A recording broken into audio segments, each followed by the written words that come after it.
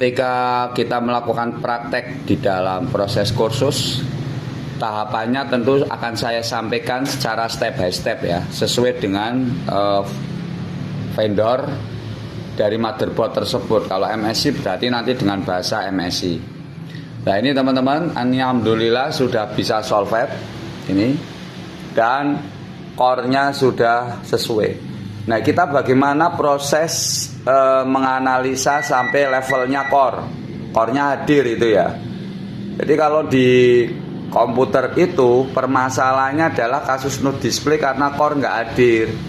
Nah ini kadang-kadang teman-teman bingung tahapannya dari mana. Oke, jadi teman-teman ini akan kita berikan sesuai dengan urutan. Jadi ada semacam SOP di sini. Kita harus menganalisa blok memori dulu yang kita sebut dengan state S4, atau di soket memori sesungguhnya ada dua stage, yaitu state S4 dan state S3. Kemudian langkah selanjutnya Anda menganalisa VS atau state S3 yang VS. Kemudian di promotori Anda juga harus mengukur 1,05 dan 2,5. Kalau ini juga dari VS. Sementara dari reasonnya kita sebut dengan uncore. Uncore-nya Anda harus mengukur VDDP 1,8 dan VDDQ. Jadi kalau secara SOP-nya adalah Anda harus menganalisa blok soket RAM. Pastikan bahwa di soket RAM semua powernya sudah hadir. Kemudian VS, semua power di sini jelas sudah hadir sampai keluar power good. Kemudian di jalur PCI juga Anda harus menganalisa parameter-parameter tegangan yang ada di PCI.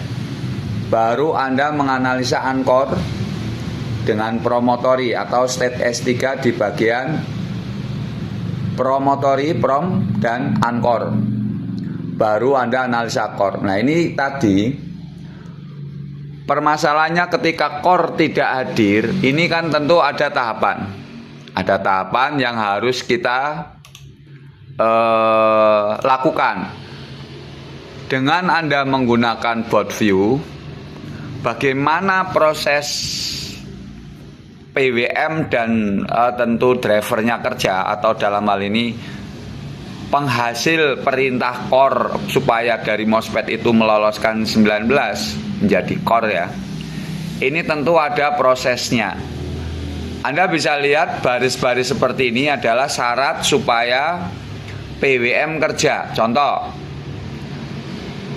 supaya nanti PWM kerja itu nanti ada yang namanya kontrol, yaitu ada enable, ada tegangan-tegangan yang masuk untuk kontrol. Itu bagian dari kontrol, loop kontrol. Di sini juga kalau nanti sudah berhasil mengaktifkan PWM juga ada sensornya power good, OCP, jangan sampai terjadi overcurrent. Ada juga power good yang DA. Jadi ada 3 power good, 2 power good, ada power good S-Switch dan ada power good standar. Itu juga harus Anda perhatikan. Anda nanti buka datasheet ya, perbedaan antara power good yang ini dengan yang ini, atau power OK dengan power good.